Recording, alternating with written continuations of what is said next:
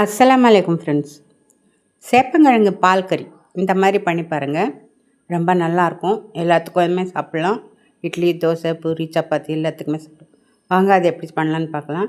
நான் ஒரு கடாயை எடுத்திருக்கேன். அதில் ஒரு 2-3 ஸ்பூன் எண்ணெய் ஊற்றிருக்கேன். 2 வெங்காயம் கட் பண்ணி போட்டிருக்கேன். 2 பச்சை மிளகாய், கொஞ்சம் கருவேப்பிலை எல்லாத்தையும் சேர்த்து இதை நல்லா நம்ம வதக்கி விட்டுக்கலாம். கொஞ்சம் கலர் மாற வரைக்கும் வதக்கிக்கோங்க. இதோட பாருங்கள், நல்லா இப்போ வதங்கிடுச்சு. இதில் ஒரு 1/2 ஸ்பூன் இஞ்சி பூண்டு பேஸ்ட் போட்டுக்கோங்க. போட்டு இதை நல்லா நம்ம வதக்கி விட்டுக்கலாம். இஞ்சி பூண்டு வாசனை போன வரைக்கும் நம்ம வதக்கி விட்டுக்கலாம். அப்புறம் நம்ம வேக வச்சு உரித்து வச்சுருக்கிற சேப்பங்கிழங்கு 2 கட் பண்ணியிருக்கேன். அந்த சேப்பங்கிழங்கை சேர்த்துக்கலாம். சேர்த்து இதை நல்லா இஞ்சி பூண்டில் பிரட்டி விட்டுக்கோங்க.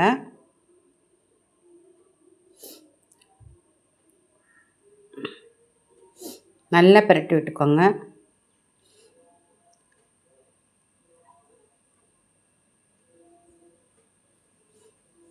இப்போது அரைச்சி வச்ச 3 தக்காளி, மீடியம் சைஸ் தக்காளி 3 தக்காளி அரைச்சி வச்சுருக்கேன். அந்த தக்காளி விழுதை சேர்த்துக்கோங்க. சேர்த்து இதையும் நல்லா கலந்து விட்டுக்கோங்க.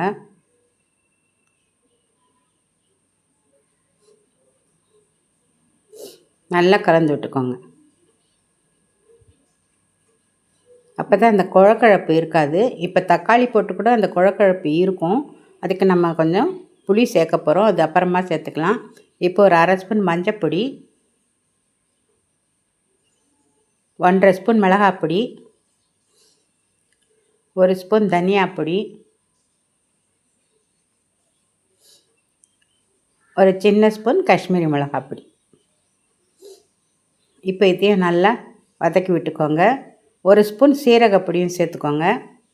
சேர்த்து இதை நல்லா வதக்குங்க. பாருங்கள், இப்போ வதக்கும்போது ஒரு மாதிரி கொழப்பாக இருக்குது பாருங்கள். இப்போ தான் நம்ம புளி சேர்க்கணும். நான் ஒரு சின்னதாக ஒரு குட்டியாக ஒரு சின்ன நெல்லிக்காய் அளவுக்கு புளி கரைச்சி வச்சுருக்கிறேன். அந்த புளியை சேர்த்துக்கலாம். அப்போ தான் அந்த சேப்பங்கிழங்கு தனித்தனியாக ஆகும். புளி சேர்த்தாச்சு. இதை நல்லா கலந்து விட்டுக்கோங்க.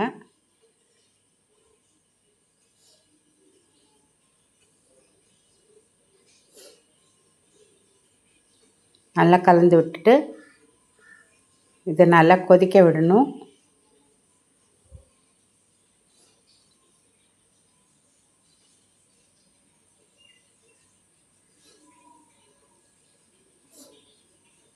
தேவையான அளவு உப்பு சேர்த்துக்கோங்க. உப்பு சேர்த்து இதையும் நல்லா கலந்து விட்டுக்கோங்க.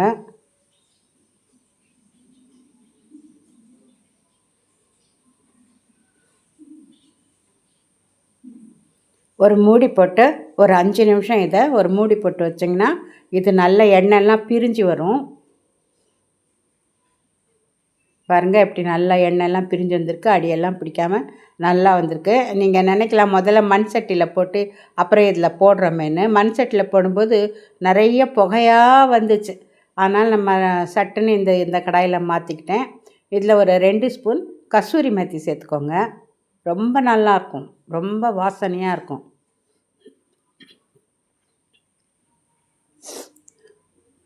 இப்போ தேவையான அளவு தண்ணி, ரொம்ப தண்ணி போட வேண்டாம், கொஞ்சமாக தண்ணி போட்டால் போதும்.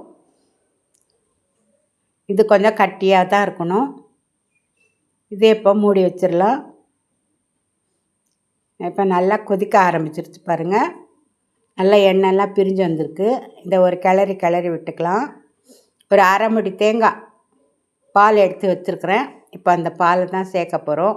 இந்த பால் தான் இதுக்கு ஒரு முக்கியமான ஒரு பொருள். ரொம்ப ரொம்ப டேஸ்ட்டாக இருக்கிற பொருள். தேங்காய் ஊற்ற வேண்டாம், தேங்காய் அரைச்சி ஊற்ற வேண்டாம், தேங்காய் பால் எடுத்து ஊற்றுங்க. ரொம்ப ரொம்ப நல்லாயிருக்கும். சேப்பங்கிழங்கா இது அப்படின்னு சொல்கிற அளவுக்கு இருக்கும். அவ்வளோதாங்க. இதை இப்போது ரொம்ப கொதிக்க விடக்கூடாது. கொஞ்சம் லேசாக கொதித்து வந்தால் போகிறோம். மேலே நம்ம கொத்தமல்லி தூவி இறக்கிட போகிறோம்.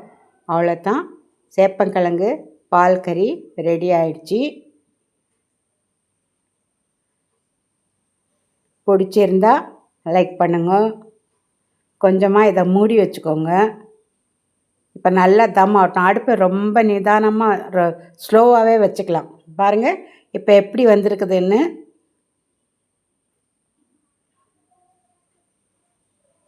செஞ்சு பாருங்கள் ஃப்ரெண்ட்ஸ், கண்டிப்பாக.